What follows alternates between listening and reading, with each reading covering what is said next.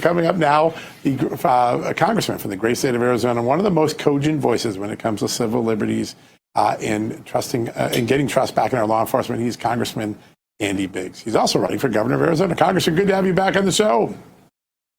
Thank you, John. Thank you, Amanda. Good to be with you. You as well. All right, I want to start with something we mentioned at the top of the show. New Arctic Frost documents released by House Judiciary from Kash Patel. You get to see 160 Republicans are being targeted by this investigation. It's not a narrow investigation about January 6th. It looks like a mapping of MAGA, a dragnet of MAGA. Your reaction to the new documents and what we've been learning about Arctic Frost the last few weeks?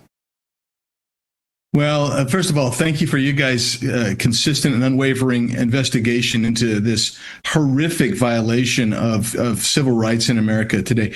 This is absolutely one of the core pieces of evidence of the weaponization of the federal police state.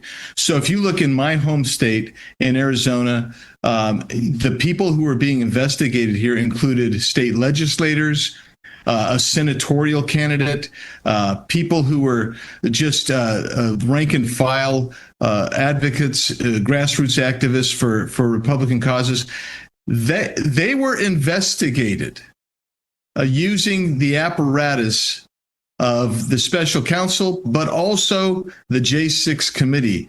And there's a reason why the J6 committee actually needed to get there. All of them and their staff needed to get pardoned because they were violating right after right and using it against political enemies.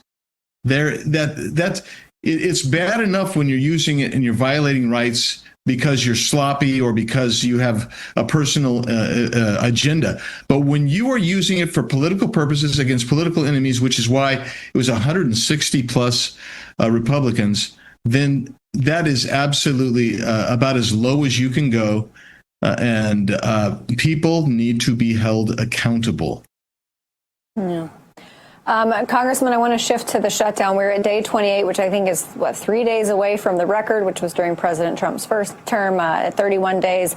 But there's a recent poll out. CNN was forced to cover it earlier today that with the approval rating for Republicans during this shutdown, they're improving their rating with not only Republicans, but also independents. They're up 12 points with Republicans and 8 points with independents.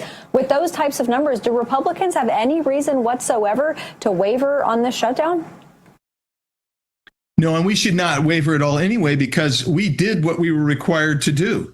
The House voted to open it up 6 weeks ago or 4 weeks ago, whenever it was. And then the Senate, the Republicans in the Senate have voted overwhelmingly over and over and over again to open up government.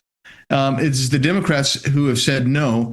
And I mean, that's why you actually are starting to see some fractures in the Democrats in the House and the Senate, because they know they're the ones who are thwarting opening government. Yeah, and they're losing that battle every day. Now the unions have turned on them. Those with SNAP benefits are turning on them because they know they're not going to be able to meet the requirements at the dinner table soon. Do you feel like the moment's ahead where the Democrats are going to finally fold their cards? Well, because I am seeing some fractures. If honesty were to prevail, I think it would happen tomorrow. Look, you've got the governor who's a Democrat of Arizona. You've got the two senators in Arizona who are Democrats.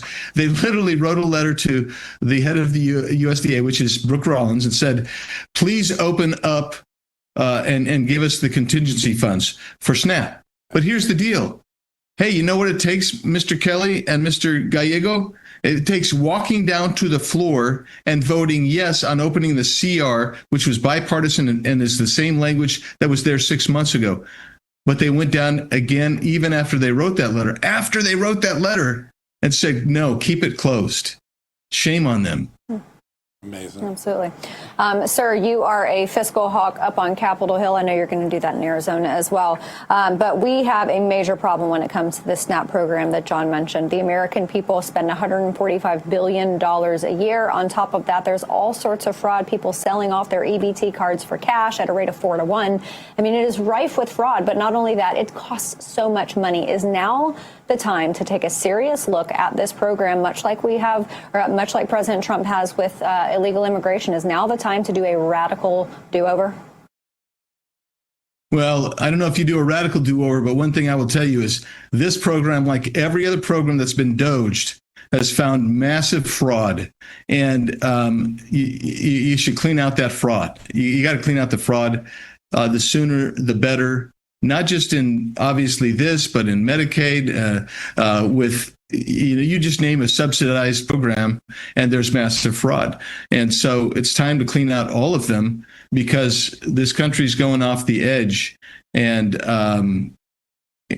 so my mindset is let's clean out the fraud, let's stop the duplication, and then let's reassess where we are.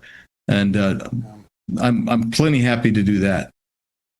Some of the biggest beneficiaries are the people that will rely on those programs because now they'll know they'll have the refunds not being stolen from them. It's just so easy to fix, but it's been so hard to accomplish in Washington.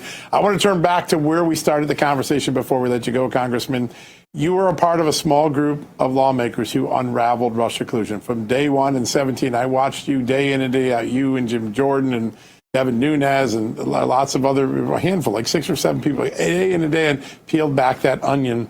And what we saw was that the FBI was used for a political dirty trick and opposition research. It looks like with Arctic Frost, the Congress, the Democrat J6 committee, was that opposition research project for the Democratic Party, but doing the work of the Democratic Party at Americans' expense.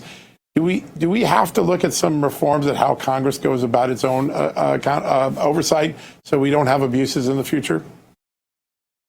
Yeah, we do. And the way you do it, quite frankly, is the first thing you have to do is you have to hold people accountable who abuse the system. And they did abuse the system. And by the way, no one's held them accountable for destroying the evidence that they ostensibly put together to support their continued invasion of Americans' rights and privacy.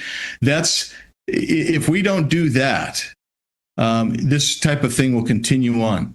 And if it continues on, the American people's trust in their institutions, which is already low, will continue to erode. And who can blame them? Who can blame them?